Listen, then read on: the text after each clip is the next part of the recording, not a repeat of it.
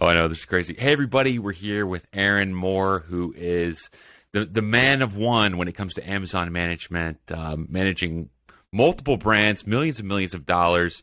So I'm excited to sit down with him here and have a chat about everything that's going on Amazon. Aaron, thanks for joining. How you doing? Hey, man, you bet. Thanks for the last minute message, man. Here we are. Yeah, this is great, man. So there's a lot of different things happening on Amazon. It's a tough year for Amazon sellers as there's more and more competition, as cost per clicks go up on all the advertising platform inside of Amazon. So I guess there's a lot of things happening. We've got a few items listed here. Like, what do you think is the current and future state of Amazon for sellers? I think it was an epiphany that popped in my head the other day was Amazon hasn't changed, which is going to be controversial, right? Amazon hasn't changed. Oh, okay. The ability for sellers to get better has changed. That's the difference. So people came in and did real freaking good. Then all of a sudden they complain about 3 or 4 things, inventory, CPC, or something else, right? Well, guess what? You stopped getting better at the processes. You stopped, cool. Inventory's running out. Supply chain, COVID, whatever freaking excuse. They're all that excuses. No, I think Amazon is exactly the same. It's just the sellers out there got fat, put their feet up, and stopped getting better and stopped innovating on better systems to do it. And that's where I think the state of Amazon's at. So that's great. I love your enthusiasm. And that kind of brings us to, I hate to say it, but the bloodbath that's happening with all the aggregators right now, and even people purchasing Amazon businesses. I've seen you kind of on LinkedIn and chatting and a lot of the posts, but it just seems kind of silly that these companies and equity groups think they're going to come in and revolutionize these Amazon businesses or do a roll up. And hire a couple managers and, increase the revenues, and it's that easy. Yeah, you know what? It's a classic case of it's normally a publicly traded company that comes in and does this, of a big company coming in because they got all these people and all these systems and all the software coming in and do it better than the smaller guy can. Classic case, no, they can't. They need to be like the small guy and then scale up from the small guy to replicate that system. They can't do it from the top-down approach.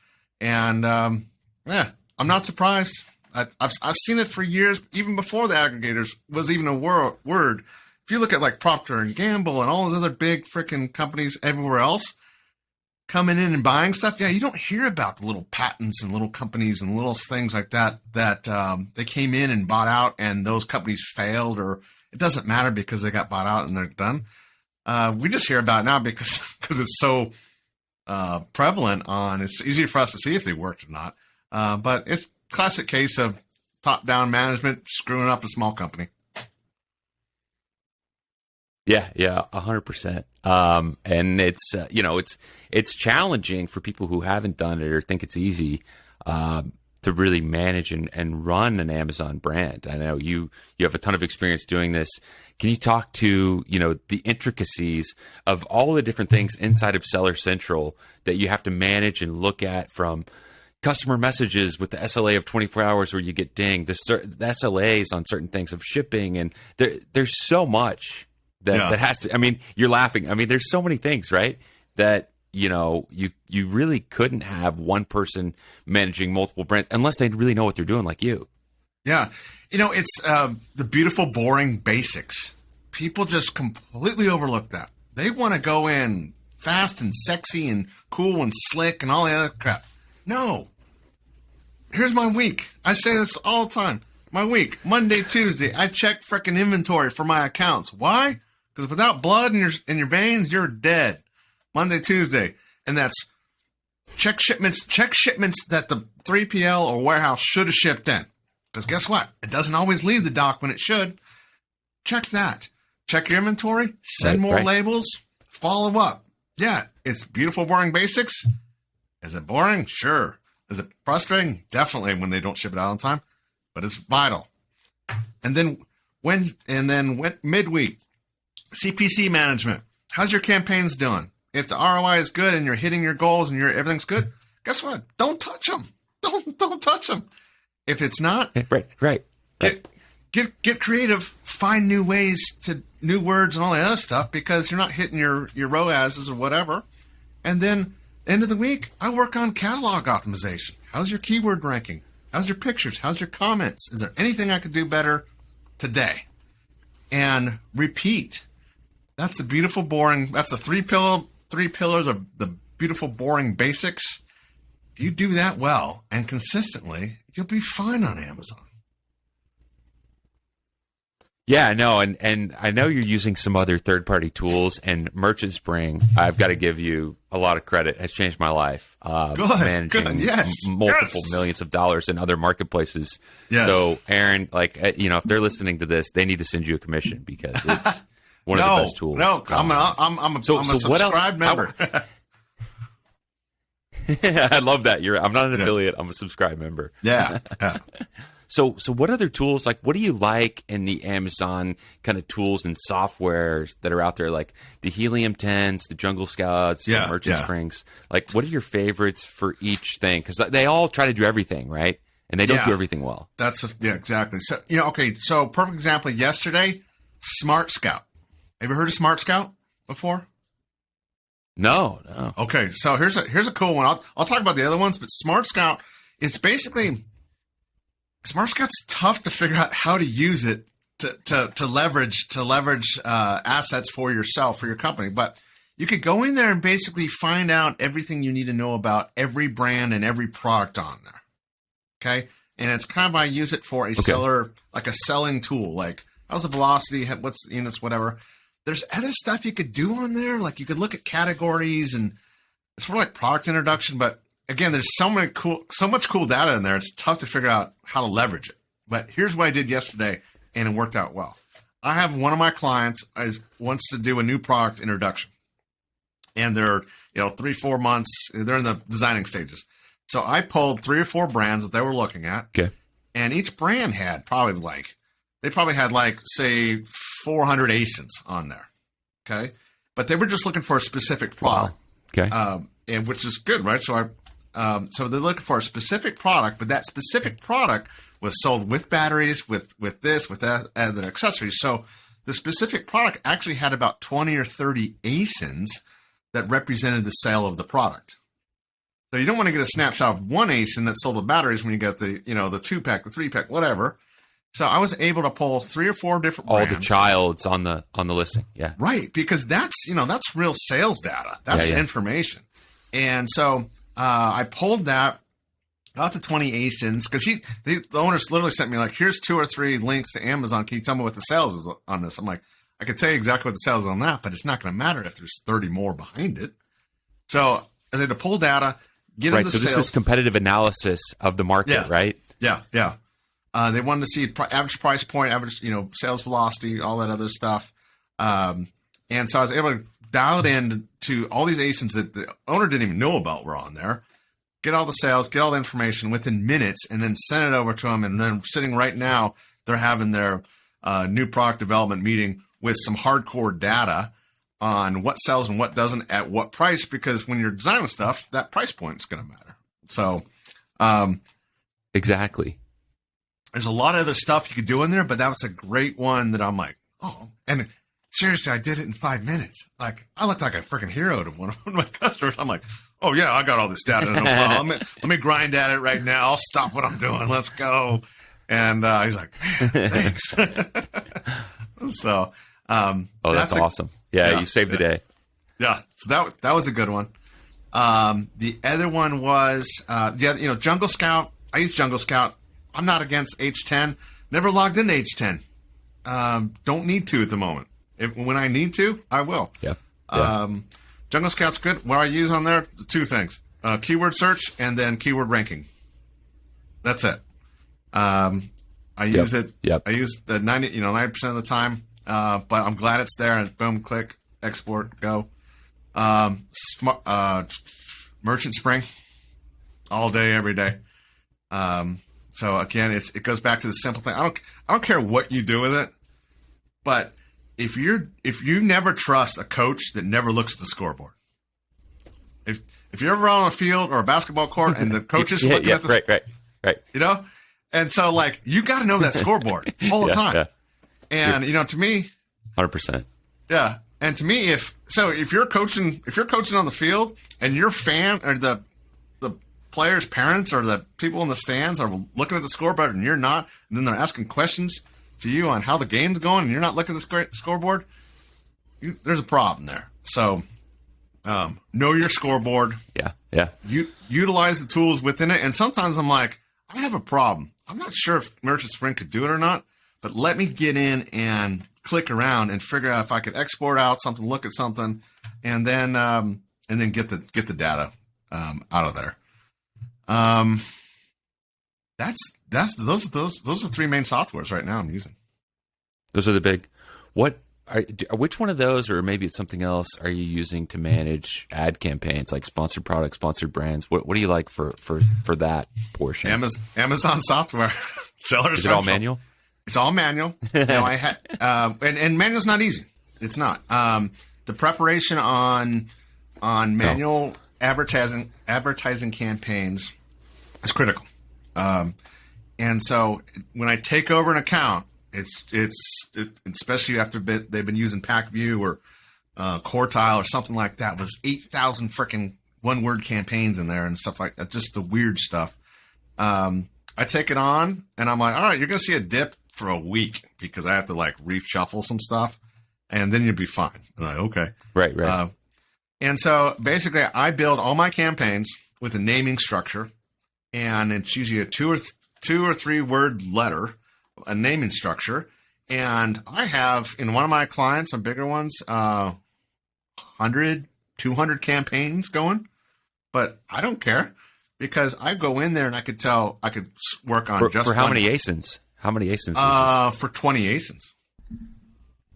But I have probably about 10 minimum. I have 6 campaigns per ASIN, always. And then then you throw in some sponsored brand, sponsored product stuff, and it gets you up to, like 10 on average. So, if I want to go work on videos, I just type in VID because those are all my video campaigns, and I want to see those. If I want to work on the ASIN, I just type in the ASIN or type in the letters I deem for that ASIN, work on that. Sponsored product, sponsored display, SDSP, whatever. And so I just search the stuff, work on it in chunks, and then go. So that's my simple one for advertising. I'm selfishly curious. What are your thoughts on, there's a lot of hinky stuff like Quartile and some of these other, paid management tools. Like, that one does exact match on 8,000. You're right. It's 8,000. All the keywords have their own campaign. I've heard people say only do phrase match, only do broad match, only do exact match. Well, What have you seen work? What do you like? What, if you can give us, a taste, before people hire you, right? What? Yeah. The answer is I don't know what's going to work, but here's what I do to find out what's going to work. So one ASIN, start a new campaign. Sponsor. I have go straight to sponsored brands or sponsored products. Sorry. One ASIN will be all 3 different campaigns, all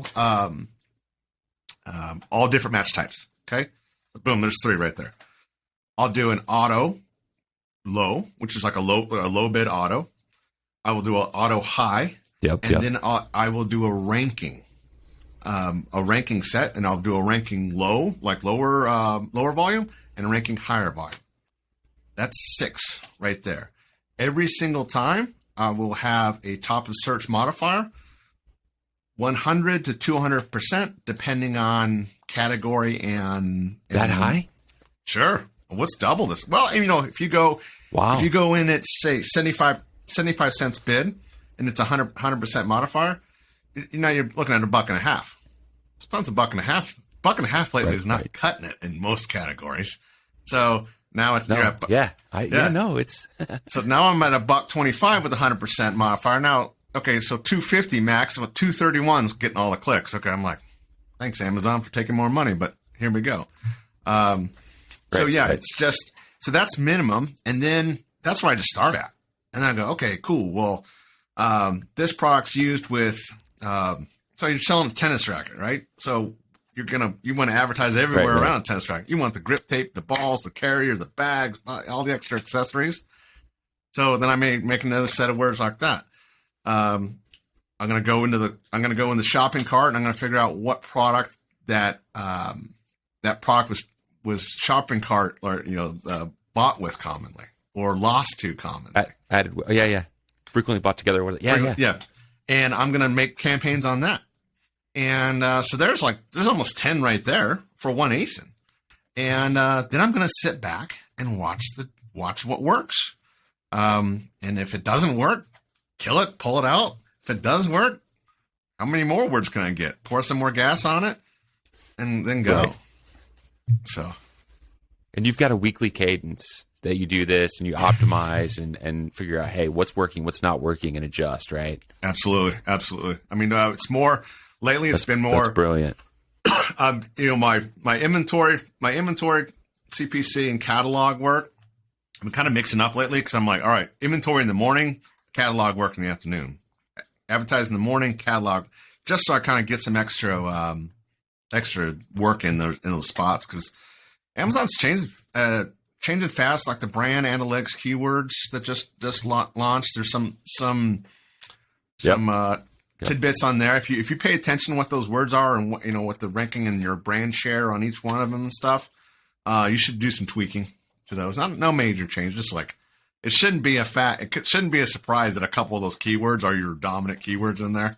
But there's a couple surprises that I was like, oh, okay, well, I'm gonna fix that one. Yeah. No, you have to constantly be ready for the changes, because they'll change it weekly. Something changes, right? Yeah. Whether it's deals, the UI, all the different factors inside of Amazon. So if you can say, how big is your agency? How many clients do you have? How much are you managing in revenue right now? No, definitely. So I'm a company of one. So it's one person. I don't outsource or anything else for the foreseeable future. I average, so my client list is 10 to 12 clients. That's my butter zone. I manage 15 to 18 brands. Most clients have more than one brand, which is fine. It's cool because it's different categories. I pulled some stats today. My average tenure with my clients is 1.9 years. And my average monthly sales for my clients is $54,062 or something like that. Wow. And so, I'm in, manage millions. But some clients are smaller, some clients are bigger. So that's an average number on that stuff. And, so you know what, but I protect myself and my time with each client too. It's an interview process. I like tend both ways. Yeah. Yeah, it's an interview process both ways, right? So I'm not. I just don't take everybody and anybody. I'm not here to take your money. I'm here to grow your sales. If we both make money at the end of the process, we're both going to be happy, and the customer's going to be happy. So, I learned 10 to 20 ASINs is a good butter zone for me. Under $4 million a year is a good butter zone for me. And then it's personalities, and if there's too much management in the company, then they're going to have too many meetings, and I know that's going to be a problem too, because at the end of the day, I'm the one getting the job done. Like I can't sit in 4 meetings and expect you're the guy making everything happen, right? I'm the guy doing the clickety clack, What's up? Yeah. Let's have a few short meetings, a few guidance meetings on, core intent and goals and all that stuff. And then after that, man, I got to go in and do the work to hit those goals. So. And so do you have like weekly reports that you send the clients and kind of update them? Are you in Slack telling them what's going on? Are you like, how do you manage all these clients and all these, relationships easily, effectively? So my steady cadence is every Monday they get a sit rep situational report. And basically, thank goodness to Merchant Spring, it saved me a ton of time. But there's a reporting feature in Merchant Spring that I build out a report. It usually says sales. It's sales, marketing, and top products that are selling, and then the P&L on the product. And some people I have the cost of goods. Some people I don't. But it's basically 2 pages: sales, marketing. How's your sales doing? How's your marketing doing? And how's your P&L looking? And they get that every Monday morning, whether they like it or not, whether they can read it or not. Some people are like, I don't know how to read a P&L. I know my sales are up. I'm like, well, you're profitable, so be happy about it. And wow. So that's every Are Monday these mostly morning. founders? Or are they like who is like your average client? Did they have a small team? Is it like a founder, owner, operator that knows they need help on Amazon? Like, I work with. are they just playing golf all day and go, Aaron, do everything? Eventually, I hope so. Yes, right. So who I start with. Yeah. Each company is a little different on who I interact with. So sometimes it's top level owners. Sometimes it's C-suite level underneath the owners. Sometimes it's managers. Sometimes it's just their shipping and logistics guy. And then I have to reach out to marketing for, if I don't do the photography and videos, I'll reach out to them and go, hey, I need some more content. So, and then sometimes it's their accountant. Sometimes it's their CFO. On a regular basis, I mean, it depends on the personality in the company. It doesn't even depend on the size of the company. Because some of the big companies I work straight at the top. Some of the big companies I just work with their logistics guy because I just need inventory in Amazon. I just need to know how much I can make sure you ship everything in. Here's the labels, right? Yeah. And next week I need more, and so they don't run out of inventory. So depends on the company structure, but that's also very important when I interview is. Okay, so how's your company structured? Who will I be working with? How do you want to break it down? Some people are like, you're just only working with me, and that's it. I'm like, okay, that's going to be a lot easier than 4 different meetings with 4 different departments, right? Oh my gosh, yeah, meetings about meetings and just never ending.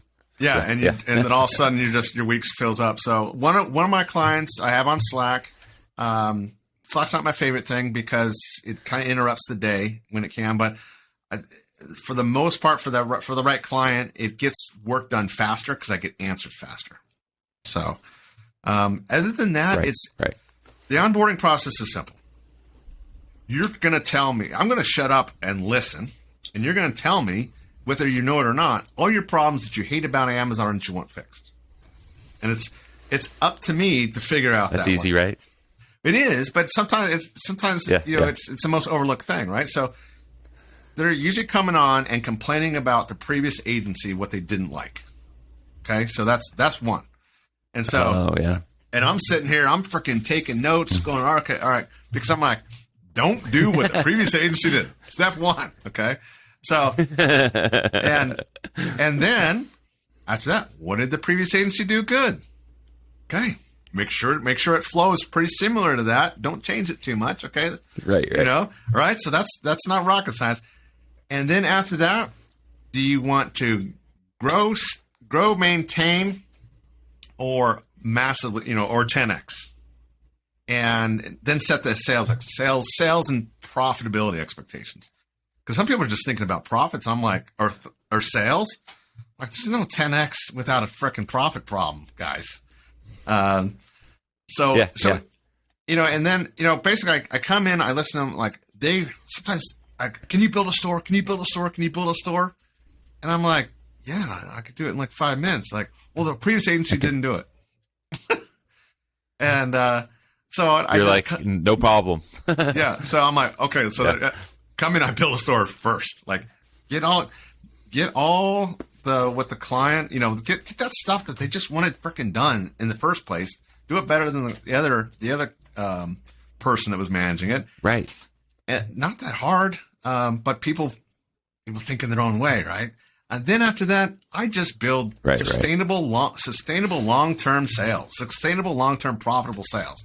I don't make fast moves. I don't promise 10x. I promise 2.5% to 5% month over month. I don't even promise it. I manage expectations for it. 2.5% to 5% month over month growth is manageable, profitable within everybody's inventory realms, and won't make anybody upset at the end of the year. Because remember it's compounding now. So you're going to be up quite a bit if everything flows out. Right. Some months they're going to be up 20%. Some months are going to be down 10%. But as long as you have that average going, everybody's going to be happy, and it's sustainable, profitable.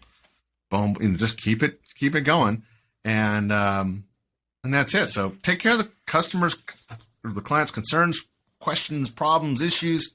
Bang that out first. Then get back into the Amazon game and make them some money. Yeah, it's all about the bottom line, right? Let me ask you this: on the Amazon advertising side, I saw a graph the other day that 5 years ago, if you had got on Amazon, you could rank organically, you could have a 6 or 7 figure business, right? Mm-hmm. Now, the graph I saw, it was by one of these tools that has all hundreds of millions of advertising management. They said, over 50% of the sales on Amazon now are from an ad because of the sponsored brand at the top, then sponsored product, then, their sponsored display, which is the video portion. So, the results have been taken over by paid. So he who pays the most will get more sales. Now, you're right. The categories, is that what you're seeing? Is that what's happening? And are you having to explain that with clients and kind of walk them through how this is working now? Yeah, the question I get quite often, because if they've never worked with an Amazon person before, then they expect everything to be done like Shopify style, like, oh, it's up and ready, and like I can search it, whatever. Right. Launch it. Yeah. Like, boom, it should be everything should be instant. So it's really like when they come on, I'm like, there's a chance that you won't be profitable for 3 or 4 months. They're like, what? I'm like, okay, I'm like, here, simple math. Our goal's for $10,000. And they're like, what? But the category leader sells $4 million. I'm like, our goal is still $10,000 a month. You're not the category leader. and guess what? You don't want to be because you're not, yeah. And we're gonna make plenty of money. So it's expectations. I'm like, yeah, $10,000 a month. That's our goal. It's X amount of products. Given your point, given your price point, you could pay my fees with that, and you're gonna have money left over for a little bit of inventory, and you're gonna have money for $1,000 or 10% tacos in advertising. That's our first goal, and it's gonna take, and it could take 3 to 4 months of getting there.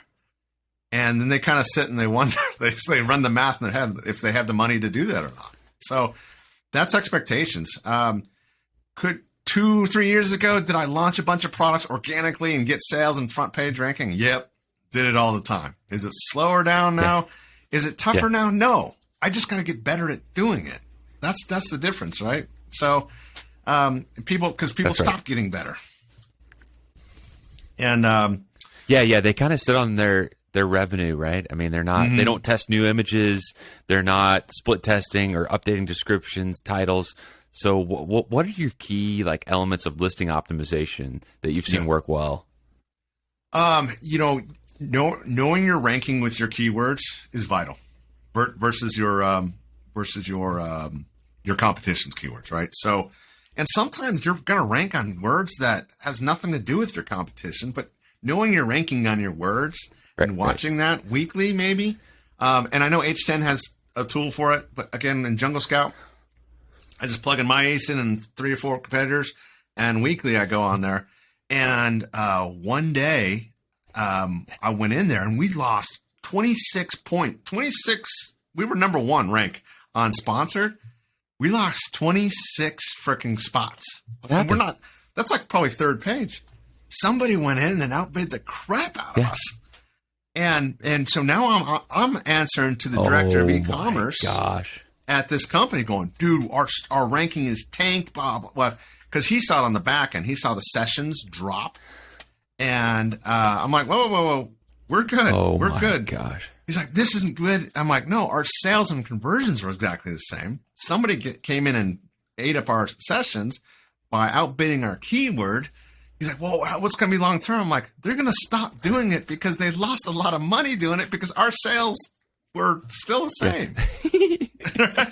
And he's like, that can't be. That's hilarious. When you lose traffic, you lose sales. I'm like, no, it's going to be okay. Like, that's our number 1 keyword. Is intent when they're shopping for that product, they're not going to be happy where they landed at. So a couple weeks, we lost 26 points, and now we're back at first place in it. So, but you have to know.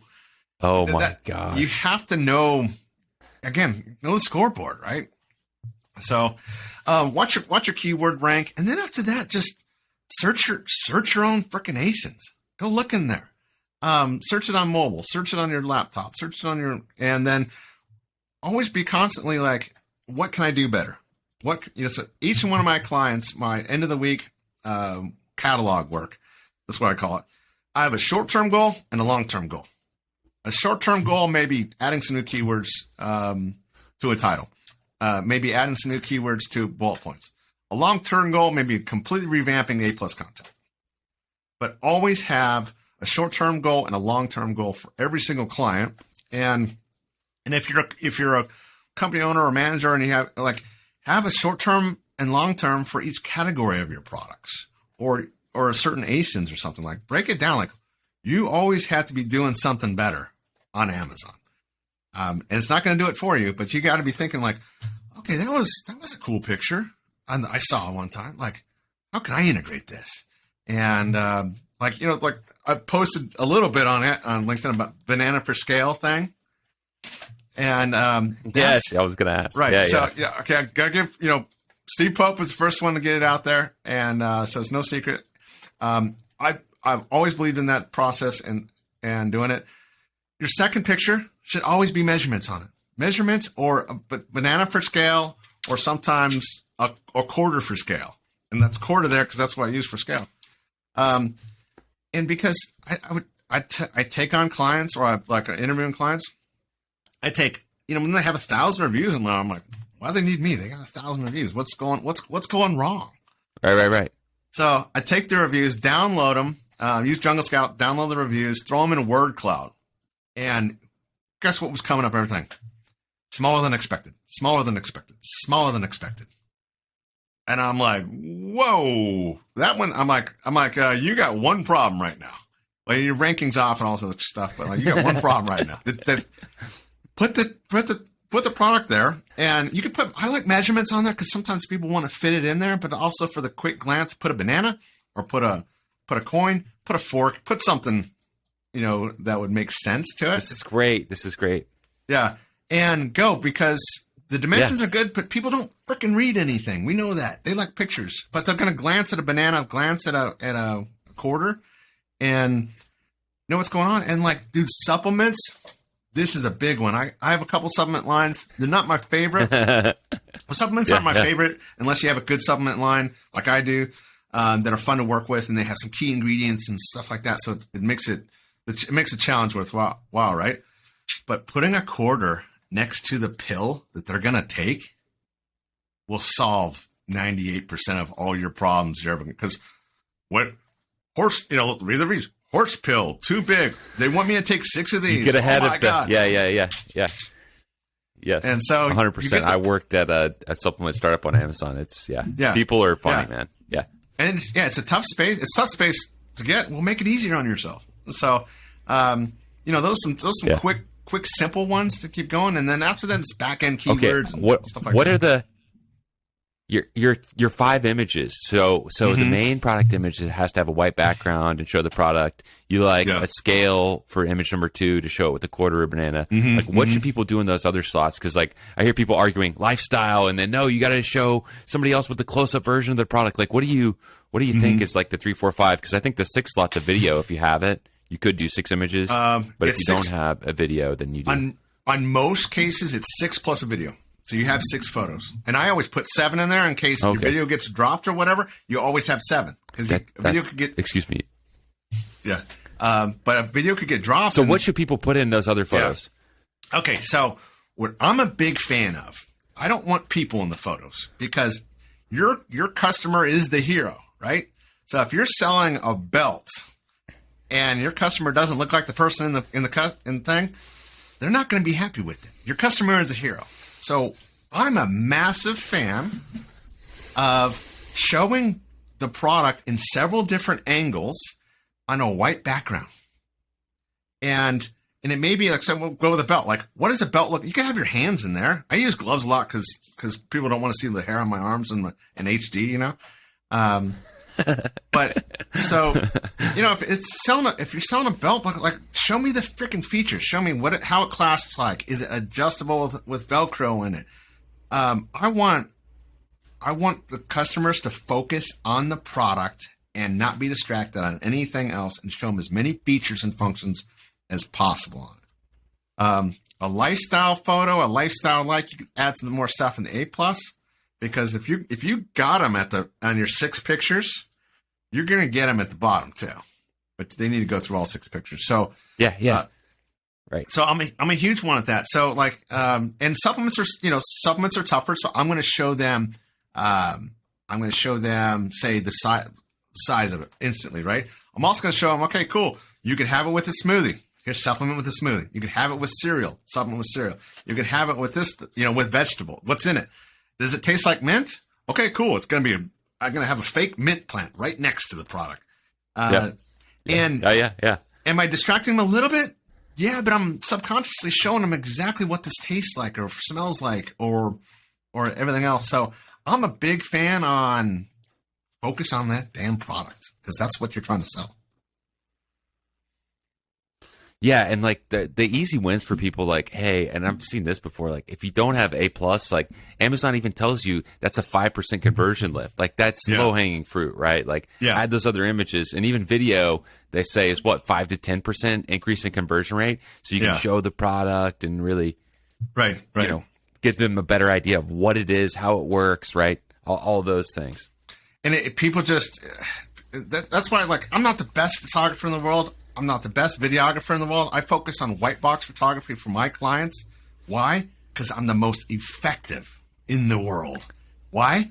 Because I get it done. It's not perfect, but I get it done, man. Yeah. I got good lighting. It looks good. My videos are simple, like unboxing video is one. That's simple. Just show what it looks like coming out of the box, and then show it in a usage or assembled or something like that. That may be video number 2. That's all you need. And they're going to be happy about it. That's it. That's so simple. So what do you think about this? Like everybody has been talking about this for a while. It's hard to execute, is going live or paying an actor and actress, sending your product to them and going live with a demo, kind of like QVC, right? On Amazon. Mm-hmm. And you take over the whole category. So it'll show that live video on competitors' ASINs. Have you heard about this? Have you tested it? I've seen it. I tested it. I didn't test it. I looked into it. One of my clients, I think, would do good at it. But it was all these weird constraints on it. It was like it had to be done on an iPhone. It had to be done certain ways. And my clients that would want to do it, well, they have like freaking movie studios in their place, and they want to do professional stuff because they do it already. And they're like, well, that sounds like QVC amateur. And then if you watch those videos, right. Yeah. The sales aren't great. The information's not great. The timing of the day, because it is live, could be an issue. So you got to test it like 3 different time zones. So I don't see a lot of success coming out of it because I want people to buy my product when they're sitting on the toilet, sitting on the couch, or waiting in line at the bank. I want them there all the time, not just for an hour from 2 to 3 Eastern time. So. I'm waiting to hear a good success story enough to, and then it's a pain in the butt.